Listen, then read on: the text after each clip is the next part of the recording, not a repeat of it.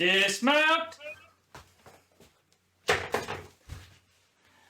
Hello, everyone, and welcome to episode 27 of the No Thumbs Up podcast, where down is up and thumbs are down. On today's episode, we're going to be taking a look at Monty Python and the Holy Grail from 1975, a film about King Arthur, his Knights of the Round Table, and also shrubberies. But first, before I get into the plot this week, let me introduce my missing Knights of the Round Table. I don't know where they've gone. First we have Sir Dane, the noble, Sir Noah, the brave, Sir Josh, the brave, but not quite as brave as Sir Noah, and Sir Joe of Spaghetti. So without any further...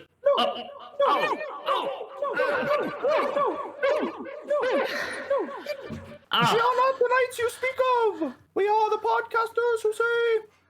No! We are the keepers of the secret words! No! Thumbs and up! We are the keepers of this land! And if you or your audience wish to continue with this podcast, we demand a sacrifice! You must hit the like button and subscribe or else you will never pass this podcast!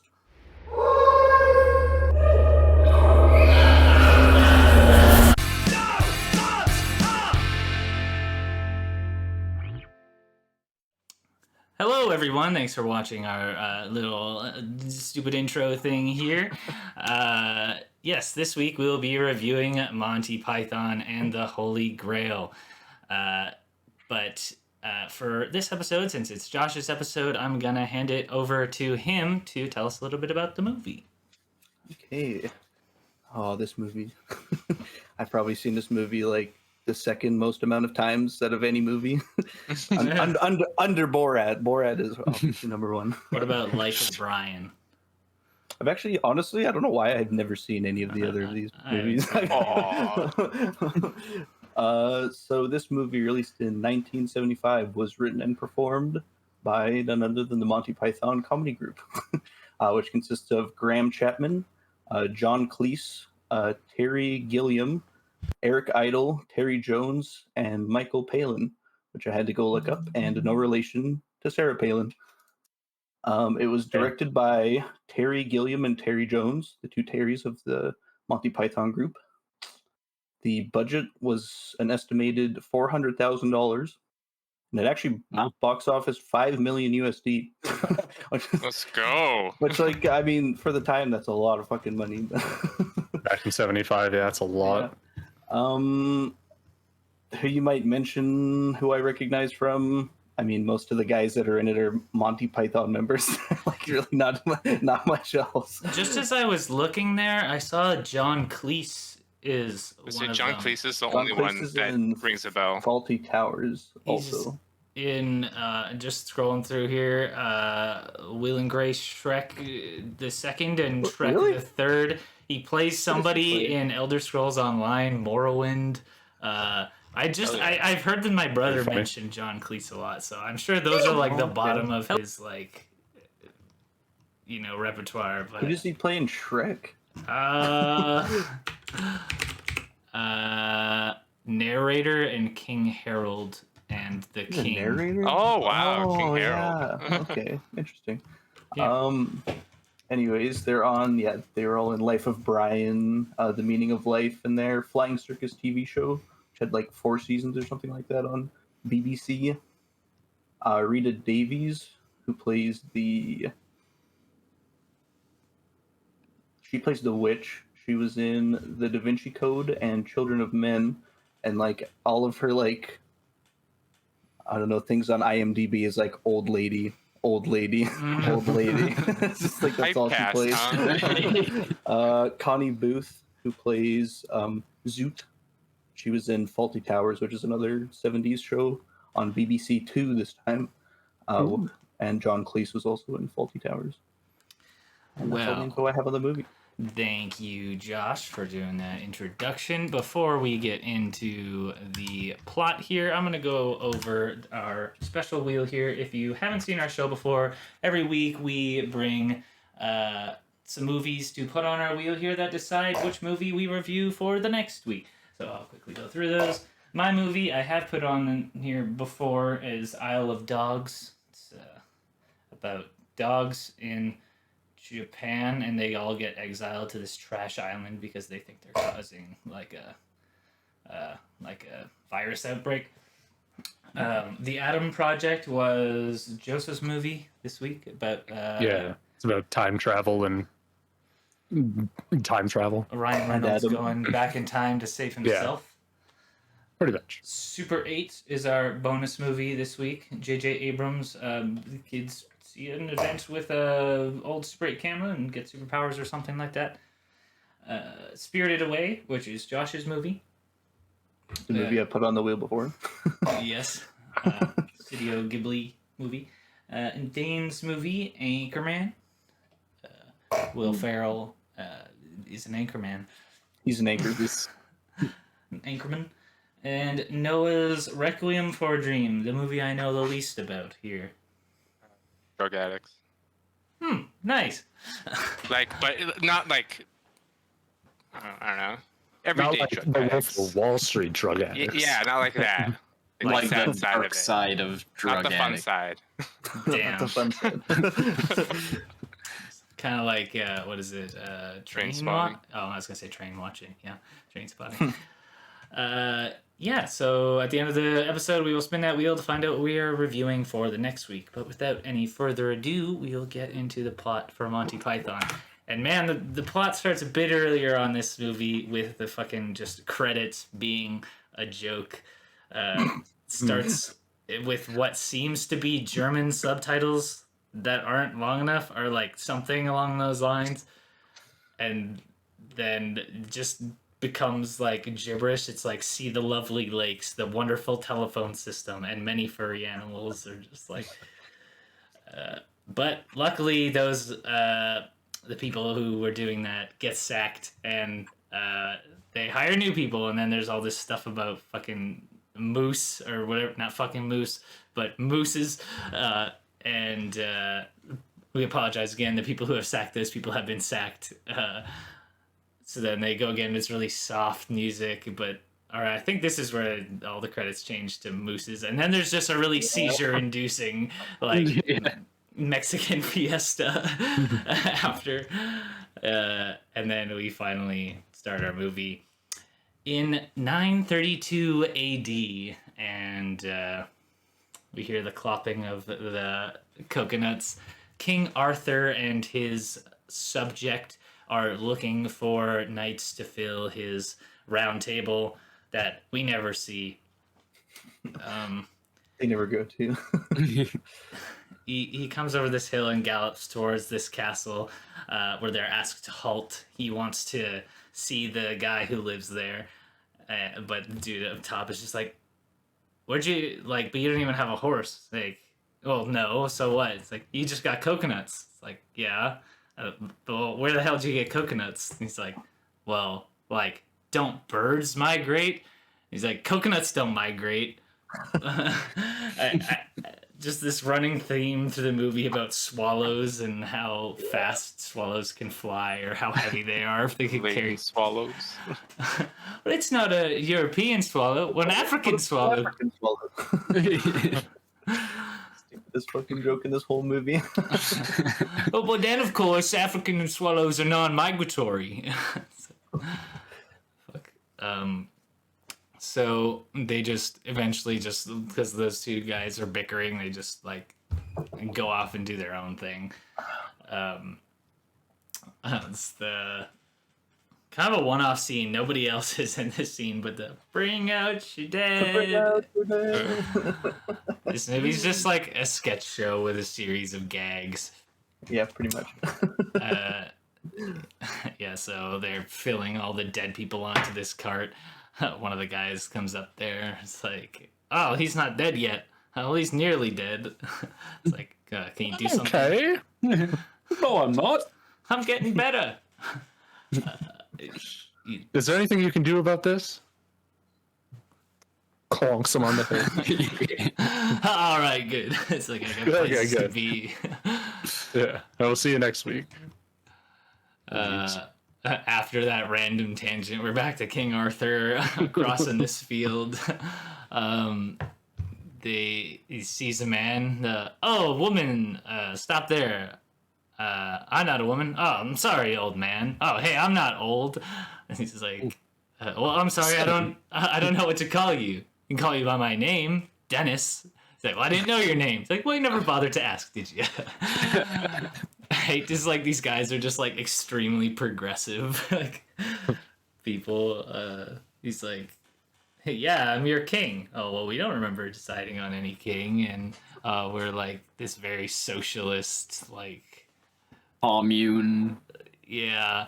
They're just like trudging through the mud for some reason, looking for God knows what. Yeah, and they're just contesting his right to kingship. He's like, yeah, I like met the woman of the lake and she gave me Excalibur. He's like, yeah, no, they should be voted into power. And What? Just because a lady gives you a sword and names you king, you think you rule the whole land?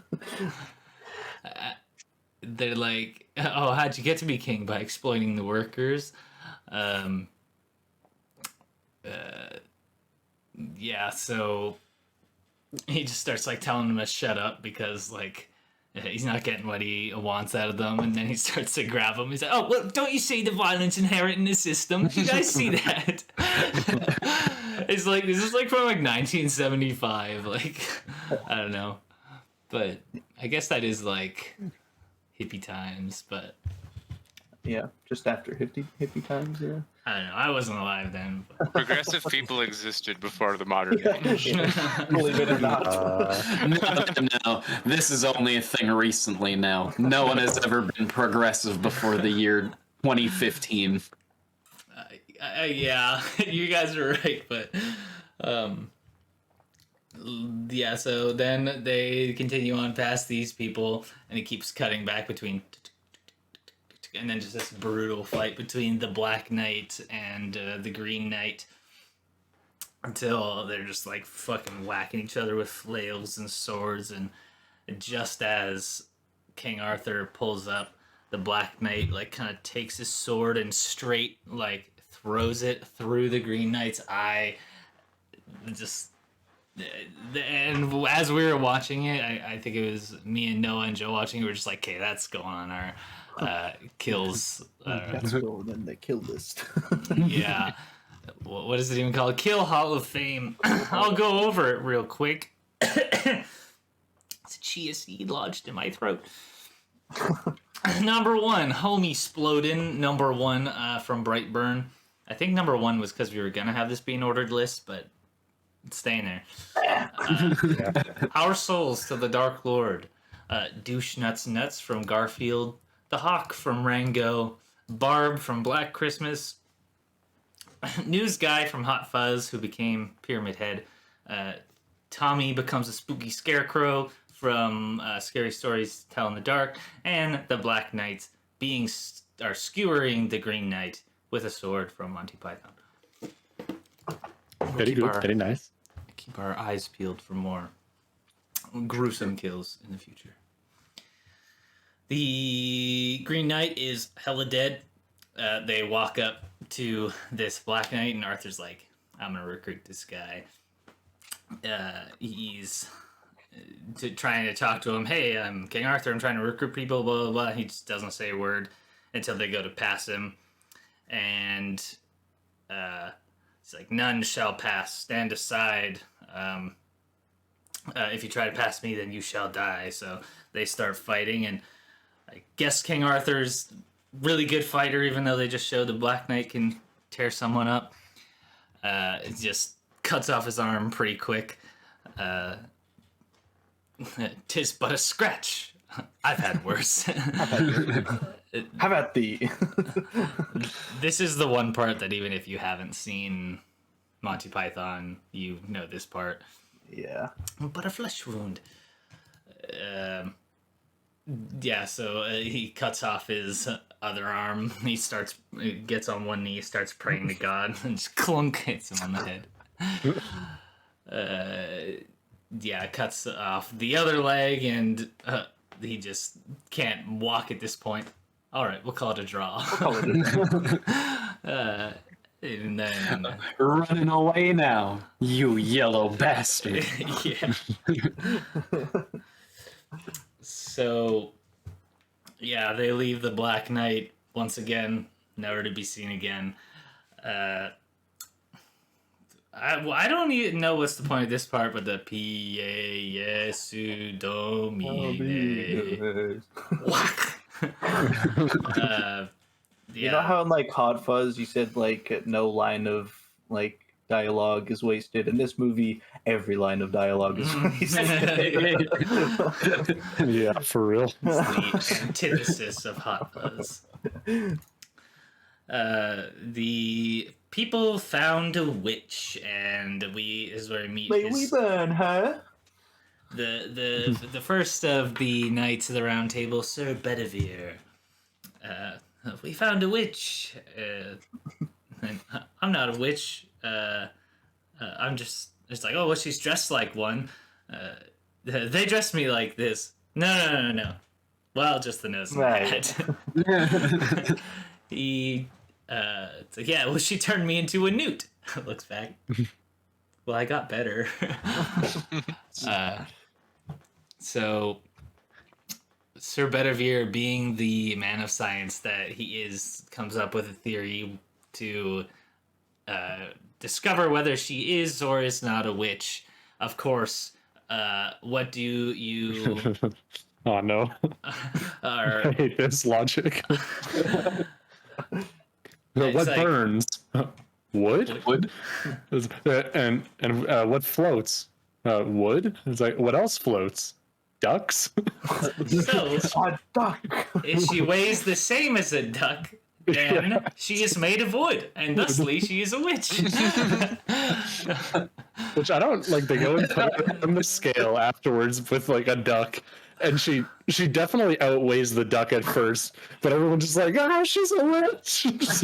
Just pull her out, and assumingly burn her later. But My favorite part about that whole dialogue is like, and if she's made of wood, we'll build a bridge out of her. But can you not also build a bridge out of stone? Their logic is pretty sound. Yeah. The Arthur recruits Sir Bedivere the Wise in a montage here where he recruits Sir Lancelot the Brave, Sir Galahad the Pure or the Chaste, and Sir Robin the not quite so brave as Sir Lancelot, who nearly fought the dragon, who nearly fought the great chicken, and who personally wet himself on the battlefield. And the aptly name, of course, Sir not appearing in this film, who is a baby. The literal baby.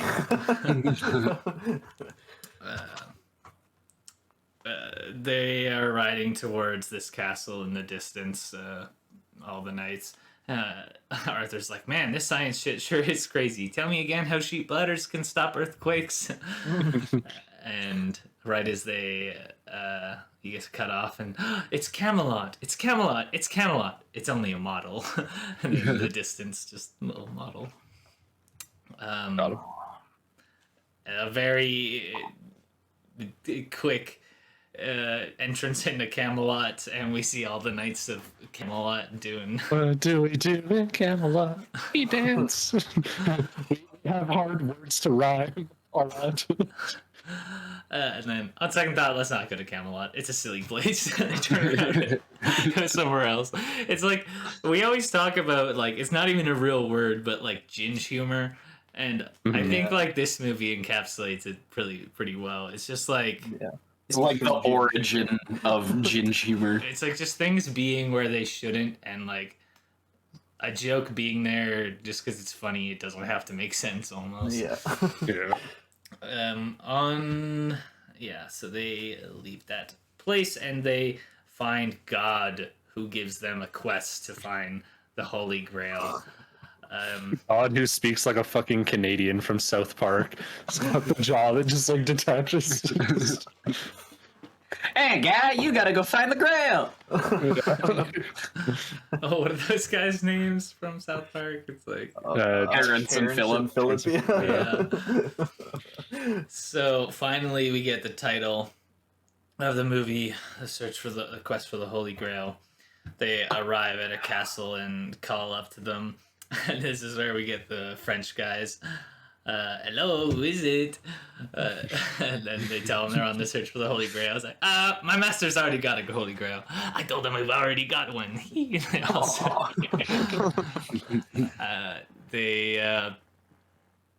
and then the French guy just straight like spitting like insults at these guys. Back to back. Oh, go blow your bottoms, you son of a silly person. Your mother was a hamster and your father smelled of elderberries. And this is also where, like, something Joe said as a child. I fought in your general direction. It's like you've never seen this movie, but you used to say that a lot. That's because it was in a stick figures on crack video. Classic. Yeah. So King Arthur and his knights won't go away, so fetchez la vache. What? Fetchez la vache. They chuck the cow over the wall, and they start chucking all this other livestock, just sheep and pigs and whatever. And for some reason, they charge the castle, start hitting it with their swords, and then just peace out. Luckily, they have a scientist with them. Sir Bedivere tells everyone that they should build a Trojan rabbit. So they get into, or no, they don't get into. They push up this this rabbit. You hear like power tools in the background and all that. And the French guys get all intrigued. They bring the rabbit in, and what happens now? Well, now all of us three hop out of it, and it's like, oh, fucking A. I like that here. He's just like, oh, well, if we built a large wooden badger. One of them I think it was like the original guy who was with Arthur, just gets crushed by the rabbit because they fire it back over. And then the one-off part with the famous historian talking about, just narrating them.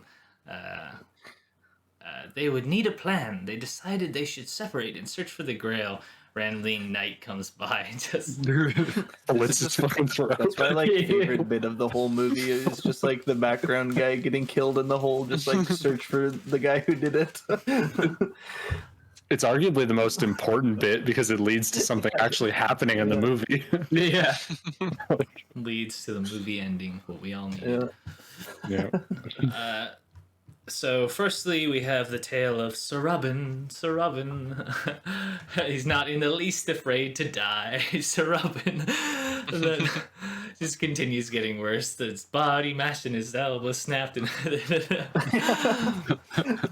oh, God. I'm going to just need to commit that to memory and learn it on guitar or something. Yeah.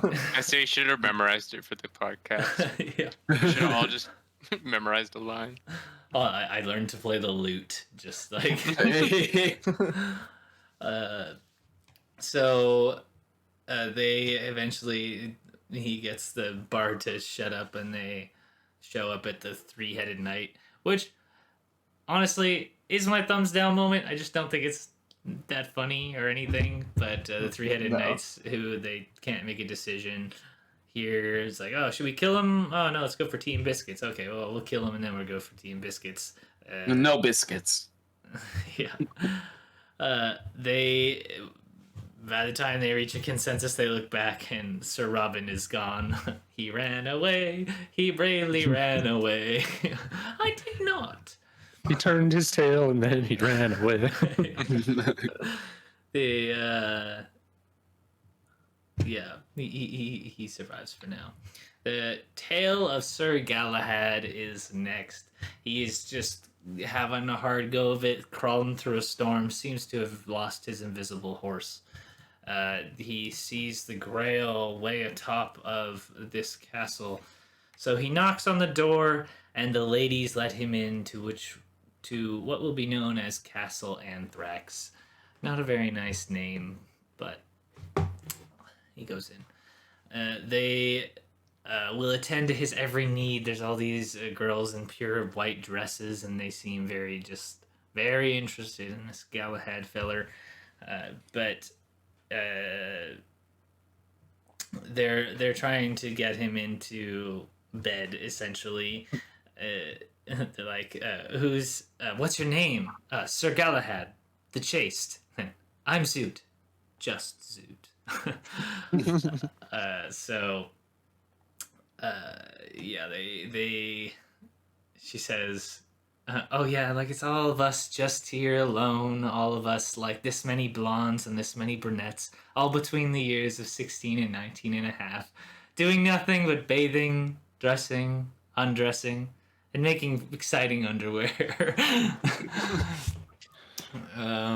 He finally gets put into a bed. The two doctors start like trying to take his pants off immediately. It's like, oh well, we are doctors. We know what's best. Basically, it's I got basic medical training. yeah. They took CPR. Yeah. It's Newt from Pacific Rim. I'm a doctor. But he actually was. They You want to know something about doctors, real quick? I do. Apparently, I do. it actually really Let me know. sucks. It really it's a really terrible process to like become like a kind of like a standalone doctor, I guess, because you have to go through like basically like how you would be like an apprentice or something for like a mechanic job or whatever, except like you're apprenticing as a doctor or whatever. You have to learn all about it, but like apparently that can last up to like 7 years, I mean, and you get paid like as much as an LPN nurse does, like through that whole time after your degree. I mean, you gotta think that like you gotta know what to do in like so many different scenarios. You know. Yeah, Yeah. no, I understand that, but it feels just so bad. Especially after to- like 7-8 years of school or something. Yeah, you got to med school for 7-8 years at least, and then you're just basically making like as much as I make in home hardware I think it for helps. another 7 years. I think it helps just a lot with teaching people how to like deal with people in the moment. I know when I was getting like my surgery done, and like there was like a doctor like being a junior doctor to the main guy taking care of me or whatever, and he definitely needed the skills of talking to people for a while. Yeah. You Because gotta, some people are just very just textbook, and just it's different when you're working with a human, I guess. you gotta think by the time you're an actual doctor, you're like 30 something. And you're gonna want to have like done everything, I guess, or practiced everything first, Unless you're a doctor, which is on, like, crazy because that's a life dedication. That's just like you have to want this so Yeah. much more than anything in the world. that's the thing. You have to have that passion for so long Yeah. too. But what's even crazier is these girls are all between 16 and 19 and a half. And they're must have- doctors. They must have started when they were like 2. That's amazing. Yeah. I Yeah, think, but I think good for them. that's good. That's what we need to see: women in the workforce. I like the way you Yeah. think, Joe. Yeah. Yeah. We need more Progressive. women in the healthcare industry. Yeah. Let's get this guy a crown. If I could give it to you, For you, King. Thanks. he so Galahad runs out of that room. They're all hello. It seems like kind of like a bathroom or something like that, like as in it has baths in it. He runs into Zoot, but it's not actually Zoot, it's her sister, Dingo. And then she's like, oh, wicked bad Zoot. Oh, naughty Zoot. She has lit the beacon, which I just remembered is Grail shaped. She must be punished. She must be, it's like, around here we punish for that sort of thing, and the one punishment we do is spanking. And once you've done that, you can do with her what you want. And then you'll have to spank the rest of us, and then after that, the oral sex. It's like this. This whole time they've been beating around the bush, and then just oral sex. It's like, wait, yeah, all right. They're just kind of getting into it now. No, I'm in no trouble. Please. Yeah, he gets saved by this other knight. Oh, what were you gonna say? The boys come to bail him out. Unfortunately, the cock block of a lifetime. He's like, I can take them all single-handedly. Yeah, yes, he can take only 150 of us easy. And then he's like, oh, I could do it with one hand. Yes, please, one hand. And he's like, yeah. It's like, oh, I saved you from peril. And no, let me face the peril. No, it's much too perilous. Just a little peril. Yeah. So, yeah, he gets dragged out of there. Two swallows fights. Oh yeah, actually no. This is my thumbs down moment. Is like when Zoot was like the people wanted to take out the scene, but I actually really like this scene. Yeah, And the then whole get on with it. Get it. on with it. I don't know, just not a good joke. But it does flow into the next scene when they're like, oh, two swallows flights away. Or actually this many. Well, it depends on which kind of swallow, and get on with it, and then you hear him just get killed. So they're talking to this old man in a shack, and he's telling them about the cave where the Holy Grail is. You need to find the Bridge of Death, which leads to the Grail. And then suddenly they're transported into this forest. It's like the fifth one-off scene in this movie where it's just like this person you never see again. Every line is wasted. Yeah, they're just like, oh, okay, and they just get up. I mean, the old man is the one guy who does come back. Yeah, I guess so. He's the guy in the bridge. Yeah, he is. The Riddler. Yeah. Oh, the He looks nothing like it in the movie. So they're in a spooky forest now. They come across these scary figures that say... so they are the knights who say Ni, keeper of the words Ni, Pang, and Ni Wong. Nobody ever lives to tell the tale, and they pass them the one thing that they need, of course, if you want to live, a shrubbery. Like, once again, it's just funny because it is. It's not clever in any way. Just a random word generator. It's like, what noun can we get them to bring us? And they just like click the button. It's like shrubbery. It's the most English ass word we could throw in. True. One that looks nice and not too expensive either. How expensive? So, we leave Arthur again to find Josh's least favorite person in this movie, the son and his father. I don't remember their names. True. He's I given... want to sing. No, not that. But father, I don't want to. He's given him the whole like Simba Mufasa. One day this will all be yours. They thought I was stupid for building a castle in a swamp, and then it's like it sank. But then I built another one, and then it sank. And then I built another one, and of course there was the fire, and then it sank. But this fourth one,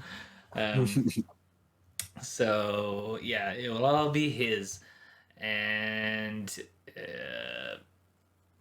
he keeps just trying to break out into song to say whatever it is he needs to say, and the dad just hates it, keeps trying to tell him to stop. Like we said, he doesn't want to get married, so he's gonna leave and go check downstairs at the wedding. Pretty good part. Maybe my thumbs up moment. This is definitely my thumbs up. It's like when he's like the king's trying to leave. Yeah. Yeah. I don't know if you want to. Oh, You just like the whole dialogue from that. I don't remember the whole... I was just getting pissed. It went on so long. I was just like, oh my fucking god. You stay here and watch him. Yeah, we'll stay here and watch him. Okay. They all just get up and say, like, no. And it's like, don't let him out, even if you come back. No. And if anyone comes to get him, then he can leave. So his dad finally does leave, and then they're just like looking at him real ginge, and he's just smiling at him. Grabs the bow, writes a little note. They're just He does like the most like the shot of this, just the most puny shot. Like it barely makes it out the window, and then it just fucking it hits him in the sternum, whatever. Hits him in the stomach. He's like, "So you got a letter?" Yeah, it's Lancelot's assistant who it kills. He wants to leave because he thinks that the letter is from a woman. And he's like, "Oh, you shall not have died in vain." "Oh, no, I think I'm good."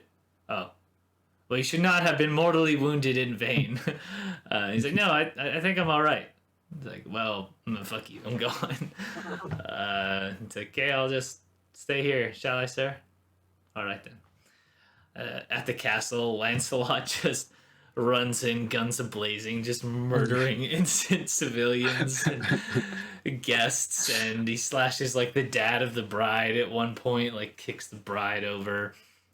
Just just like running from like a really far distance, and then it just like keeps going back and forth to the guard. And all of a sudden, it's just right on top of them, just like slashing. Yeah, that scene's also just awful. Yeah, This shot recycled over and over again, like 4 times, and the dudes are just like, just eating watch here. Just the bass, and then next thing you know, just awful. For me, this is like a really weird movie where it has like really high highs and really low lows. Yeah, so once he murks all those people going through, he gets to the top and realizes that it's the guy there. Oh, real quick, after he does do that like slow run up and kills the guy and runs past, I like that the other guard just doesn't do anything, he's just like, hey. I think it's like one of them, and then the other guy just looks at him. Dad comes up. Did you kill all those guards? Oh, well, yeah, I did. Those are 50 pounds each. Like, doesn't even... So, oh, well, sorry about that. Yeah, did you say you're from Camelot? Oh, yeah. It's like, oh, they have pretty good, like, farmland there in Camelot, don't they? Oh, yeah, actually they do. They start, like, hitting it off, and the son's already climbed out the window. The dad just chops the thing, sends his son to his death. He walks back down, starts killing people again. He's like, oh, see, I apologize. I just get carried away. You cut out. Yeah. No, he's coming down the stairs and starts killing people again, and he apologizes. Oh man, I'm sorry. I just get carried away. The people down there are just pissed at him. Obviously, he killed my auntie. Well, let's not bicker about who killed who. Unfortunately, my son has fallen to his death, but I don't think of it as losing a son. I think of it as gaining a daughter, especially since her father's died. Oh, I'm not dead yet. Oh, well, her father's mortally wounded. And then, no, I think I'll be all right. He just nods to this one person who just goes over, kills him. They're gonna have to wait all the way until Thursday until the dead cart guy comes back. Fucking A. Fucking A. And then you He's miss got a it. heyday there. Wake up too late. Imagine just, like, you miss taking the garbage can out, you miss taking your dead out, just the fucking stench in your stone hut from 932 AD. In that scene where they're, like, loading up the dead people, like, it's just, like, all these people just, like, groveling around in the mud, like... Damn, Cutting it again. Yeah. Your mic is doing it again. It's either you're not close enough or something's going on with that Something's mic. happening. Yeah. Because it's just for like a couple seconds at a time. Let me know if it happens again. I was just saying, all the people just groveling in the mud with the cart, like bring out your dead. Like, what are they doing? I mean, I guess maybe they have the plague or some shit, but Yeah. yeah. So the dad dies, and everyone starts singing, and the dad hates it, and Lancelot escapes by swinging on a rope. Except he doesn't. He just kind of sits there. Yeah. He forgets to let go. He's like a kid on a tire swing in like the lake when he gets scared to like let go. And he comes back and he's just holding on there and he's like just dangling above the lake. He's like, oh no. That's what he's like. Somebody push me. Yeah. Arthur, back to him, is traveling through a small town. They're looking for a shrubbery, and they find this old woman. They tell her, oh yeah, we're here for the knights who say ni, and the woman is, don't say that. And they're just like, well, if you don't give us a shrubbery, we'll say ni, I guess. Ni. And starts saying it to her, and the guy comes by. Just man, this really is a shitty place, huh? Where like people will just say "knee" to an old woman. It's like, who are you? I'm Robert, the shrubber. And they're just like, so they get the shrubbery and they bring it back to the Knights of Knee. And very nice. I particularly like the laurels. But we're no longer the Knights of Knee. We're the Knights of Eki Patang Zoo Boing. So they have to give him another test. You must bring us another shrubbery. And then I forget what kind of fish he says, but it's like, then you must come back and cut down this tree with it's like, I don't know, some sort of fish. And they're just like, we can't cut down a tree with a fish. And brave Sir Robin shows up. And kind of irrelevant, but yeah, then Arthur starts speaking and he says the word "it" in his sentences, which is the only word that the knights who say "knee" cannot hear for whatever reason. For no reason. You think it would have been "in," which I think he does, or no, is what he thinks it was. But Yeah. At least "in" would be knee backwards, but no, that's not it. Mm-mm. They meet up with Lancelot and Galahad on their way through a cold trek. They are forced to eat Sir Robin's minstrels, and then they travel for many seasons through winter and spring and summer, and then spring gave summer a miss, and they went straight to autumn.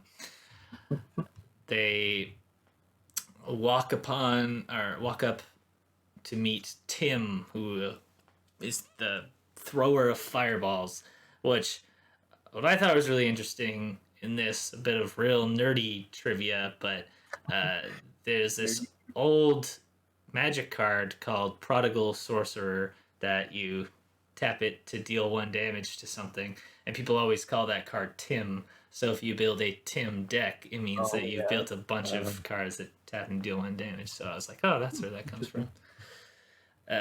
So yeah, he's throwing all these fireballs. He fireballs himself to teleport over there. King Arthur is very scaredly asking him about the Holy Grail. He does know where it is, but it's in this cave guarded by a beast. And so he'll take him there, but he'll probably die. They go down this... They're traveling on horseback. And then, it's all downhill from here. We better dismount. And they dismount. Dismount. It's funny just to think like how good of a movie this is with like just the like budget. Like they were probably just like, man, we can't afford horses. It's like, that can be a gag too or something. True, actually, I never thought about it like that. That probably saved the money. Like you have to imagine. All right, yeah, go. I was just gonna say in the beginning credits, however you want to say it, they had like a rent-a-car company as something. I never saw a car in this movie. At the end, when the when he gets arrested. Yeah. Oh, Yeah. I guess, yeah. The one vehicle. I see. I was just gonna say, like, you'd have to imagine that the Monty Python group is like they do live stuff, right? It's like it's very play. Yeah, Yeah. yeah. That's Improv-ish. very. I was gonna say it's like improv, yeah. Yeah, this comes across as very much like a play, like especially with all the like not in all the scenes too. They're all separate. Mm-hmm. So they dismount and go down this hill, and a rabbit comes out. Oh, but that's no ordinary rabbit. It's a vicious and will kill you in 1 bite or whatever.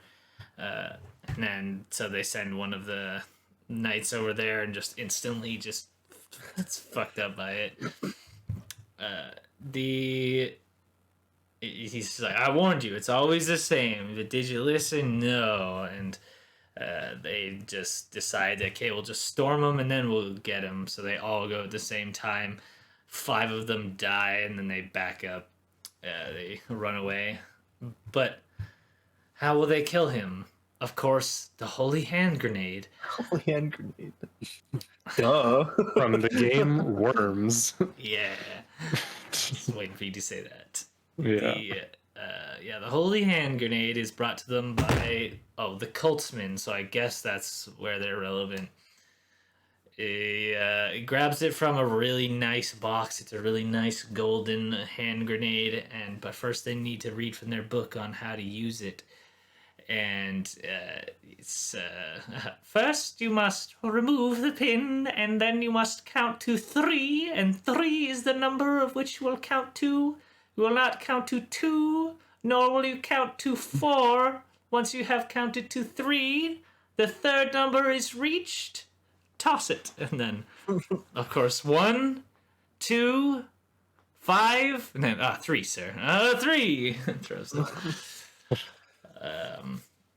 So they throw it. Oh, yeah. I was gonna say, at that scene, I thought it was gonna like blow up in their hand or something because he just fucked up. Yeah, they all die. That's the end. Yeah, that would have been more satisfying. A good ending to the movie. It pretty much like just hits the rabbit and it explodes.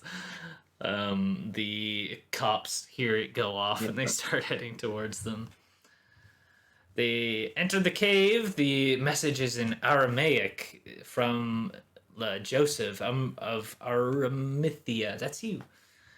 Yeah, that's me. You know that guy. I was there. He left a dying message that says where the Holy Grail is, but it ends in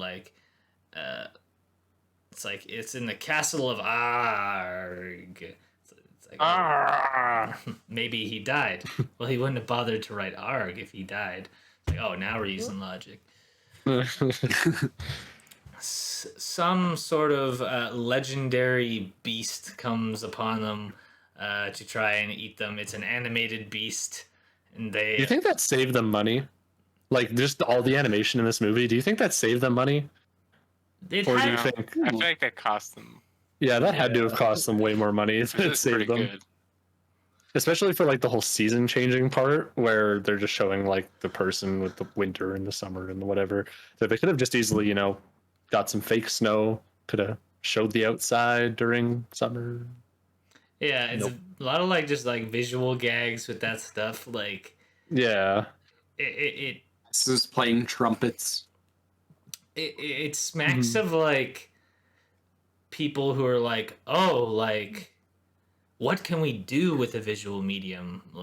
Kind of not just we're making a movie. It's I don't know. In a way, the way they use this as a movie is very creative. Where they have a narrator and what if we cut to this science guy and then he's killed, but then that ends up being in the plot, and then and what if they're being chased by this thing, but it's animated and the animator dies. It is very we're cutting out again. You're right.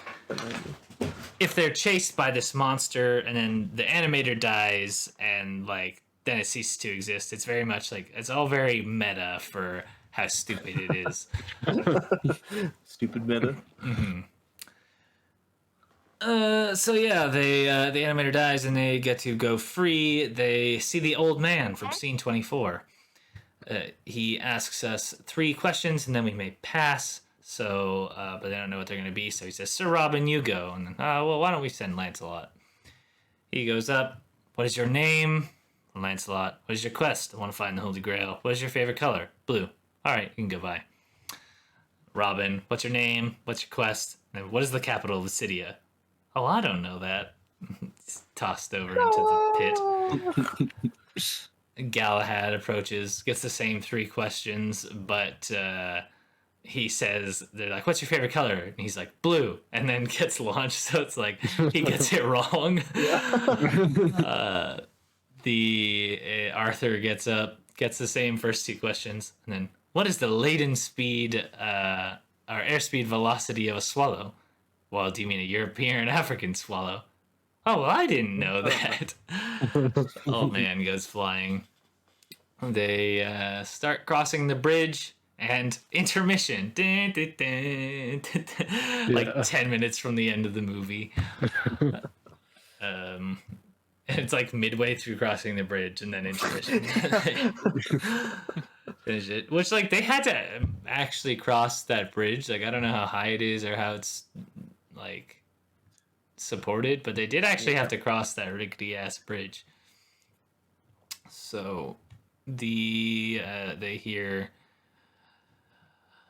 they're looking for Lancelot, but he's been pulled over by cops somewhere. They hear a choir singing, so they follow it through a field and over a hill to this lake where suddenly a dragon ship appears, and they get on the dragon ship and they sail to this island. They find a castle, and when they get to the castle, they start praying to God and are hit by a cow. And of course, the French guys are already up there. And so you think you can outsmart us with your knees raised, advancing forward behavior? They start at like literally dumping shit onto them. I love how they call them knights, like kniggets, or whatever they say. Yeah, kniggets. They walk away defeated, and he's like, you know what? We're gonna attack them. This whole ass army shows up. Did you not have that this whole time? Yeah. So they go to charge the castle, and on the way are stopped by the cops. Everyone starts getting arrested. We see the wife of the narrator who died, or we assume is, I don't know, her. She's there anyways. The police get the cameraman to turn off the camera, and that's how our fucking movie ends. How does it end there? We never see the Holy Grail. They never get into any... Well, I guess they get into like the castle of Zoot or whatever. But what a movie. That's What a movie. So we'll go straight into our ceremony of thumbs, and then we'll say... Wait, what if the Holy Grail was in Camelot the whole time and they just didn't go? They just fucking ignored it. Oh. What if the Holy It's Grail a silly place. was the... Go back and watch that scene, see if it's like in the background or something. True. I think you missed one background scene where they first meet Sir Galahad. He's the like smart one, right? That like weighs out the witch. No, what was that? Bedivere. As soon as they like go into there, he has like a bird in his hand that's like tied to a coconut, and he's like going like this, and then it goes into the next scene. I missed that. What I was gonna say is, what if the Holy Grail was the friends we made along the way? What if the Holy Grail is the friends we made along the way? I said. Thank you. At this point in the show is where we have to give this movie a thumbs up, meaning we recommend you see this movie, or a thumbs down, being like, hey, you can probably give this one a skip. So 3, 2, 1. Wow. Timeless. Woo! Imagine. Across the board. I want to throw it. Wait, I kind of want to throw it to Noah. Had you seen this movie before? Oh shit! I closed the light. I recently watched it like the month before when I was like inebriated. So I remember up until like the castle with like Sir Galahad and Zoot and stuff, and I think I went to sleep. And so I think I saw it when I was really young, or just like parts of it on YouTube or some shit. Like, because I remember some of it, but I think some of it too is like just kind of ingrained in like pop culture and stuff. Because I hadn't seen it before, and I'd seen the scene of like Lancelot running to the castle like over and over, and then the the Black Knight, like, 'tis but a scratch. Yeah. My dad was a big fan of the movies, and when I was younger, when we were on like fishing trips, he'd like explain movies to me that I'd never seen, like just essentially tell me the story of it. And I think he just told me all the jokes from that when I was like 8 or something. So. It's funny for how like silly and goofy of a movie it is. You do kind of like need to be a bit older to like keep. I'd like to see it during the times, like in 1975 when that comes out, because comedy is totally different from essentially like, I don't know, how long is that? Like 30. 45, 50 years almost. 50 years, yeah. 47. So a lot has changed. And most of it holds up, I would say. There's not. Yeah. like there's jokes that miss, but not for time reasons, I guess. Mhm.